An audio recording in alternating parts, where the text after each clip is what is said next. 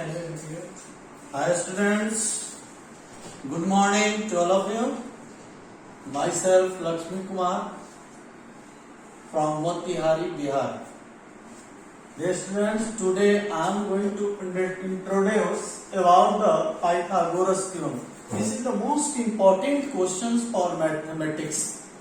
Dear students, in this triangle we have to describe about the hypotenuse and the arms of the right angle.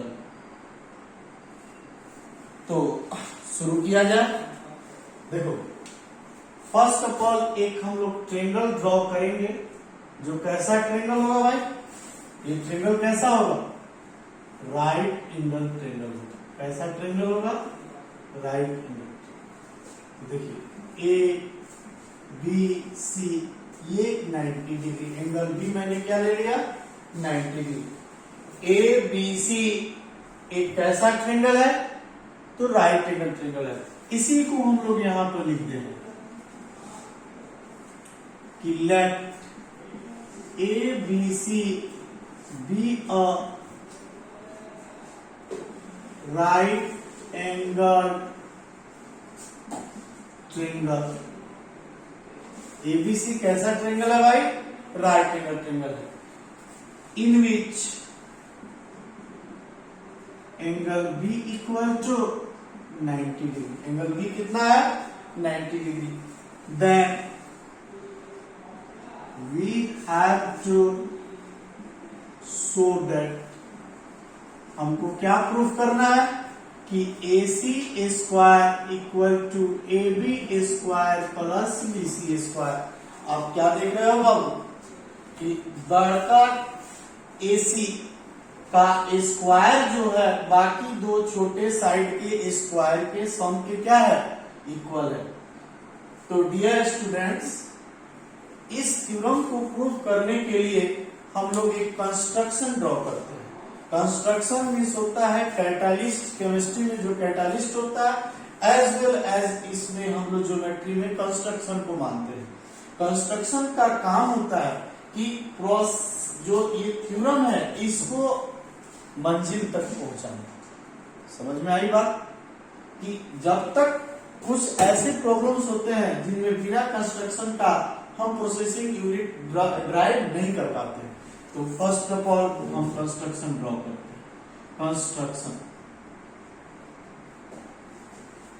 Draw BM perpendicular to AC। हमने क्या draw किया बाबू कि BM perpendicular to AC। जब भी perpendicular draw करते हैं तो ये बड़ा सा एक ट्रायंगल था, वो कितने ट्रायंगल में बट गया? कितने ट्रायंगल में बट गया? अरे भाई 3 ट्रायंगल में बट गया। कितने ट्रायंगल में बटा? 3 ट्रायंगल। एक ABM, एक BMC और एक ABC। All this triangles are right angle triangle. कैसा ट्रायंगल है जी? तो राइट एंगल ट्रायंगल। तो पहले तो आपके पास एक ABC था, तो ABC is the greater than that of ABM और BMC। हमको ABC जो ट्रायंगल होगा वो ABM से भी बड़ा होगा और BMC से भी बड़ा होगा। तो फर्स्ट ऑफ ऑल हम दो ट्रायंगल पर विचार करेंगे। We think about two triangles ABM and triangle ABC। इसमें हम क्या देख रहे हैं भाई कि एंगल A दोनों में क्या हो गया? कॉमन है। समझ में आ रहा है जी? दोनों में एक ट्रायंगल एंगल क्या हो गया? कॉमन हो गया। अब हम देख रहे हैं कि अब यहां पर थोड़ा सा विचार करते हैं कि यह जब ये परपेंडिकुलर है तो 1 और 2 90 होगा कि नहीं होगा? और इसको हम लोग मान लेते हैं थर्ड एंगल। ये कौन सा एंगल है भाई? थर्ड। और इसको हम मान लेते हैं फोर्थ एंगल। तो चलिए अब देखिए यहाँ पे आप क्या देख रहे हैं भाई कि एंगल A दोनों में कॉमन है। इसका एंगल 1 इसके गड़े के एंगल B के क्या है? 90 डिग्री है। तो थर्ड एंगल 3 जो होगा वो इसके एंगल सी के क्या होगा, इक्वल होगा। तो फ्रॉम ए वी गेट, क्या हम देख रहे हैं कि triangle A B M similar to triangle A B C. बोलो जी, समझ में आया कि अभी बहुत सिंपल वर्क किए हैं कि एक छोटा ट्रेंगल और एक बड़े ट्रेंगल में चले हैं, तो देख रहे हैं कि इसका करॉस्पॉन्डिंग एंगल जो है अनदर ट्रेंगल के करॉस्पॉन्डिंग एंगल के क्या है, इक्वल है। तो करॉस्पॉन्डिंग मींस कि एंगल 1 के सामने कौन साइड है जी, तो ए बी है। छोटे वाले एंगल 1 किसके बराबर है, तो बी के बराबर। बड़े वाले में बी के सामने क्या है, ए सी है। इतनी बात समझ में आ रही है, नहीं आ रही है? अब फिर छोटा ट्रेंगल से शुरुआत किए थे जी, डिनोमिनेटर किसका लिखे हैं, छोटे का। तो 3 के सामने कौन है, ए एम है।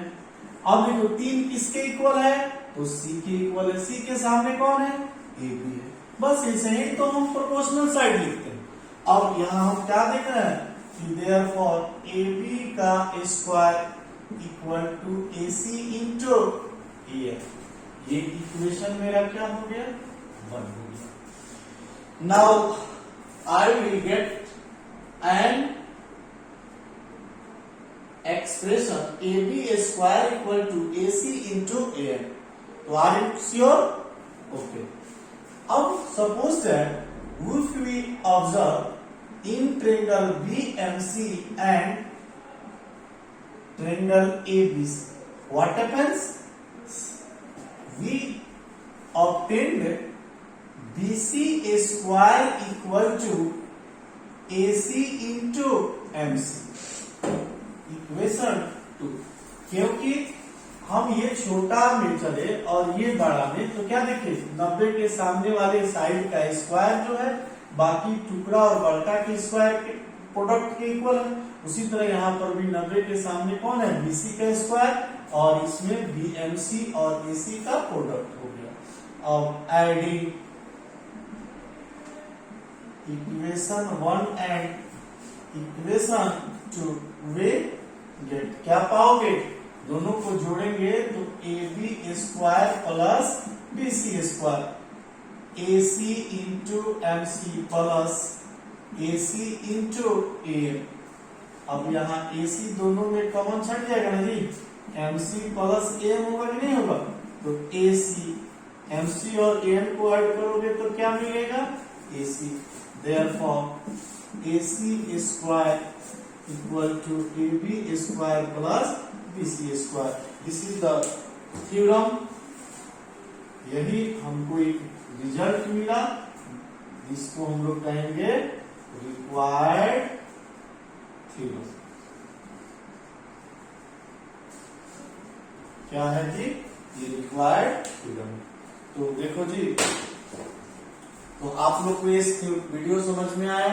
यदि ये लेक्चर समझ में आया तो फर्स्ट ऑफ ऑल आप कभी भी मेरे कोई भी वीडियो देखेंगे तो आप कॉपी और पेन को साथ में रखेंगे।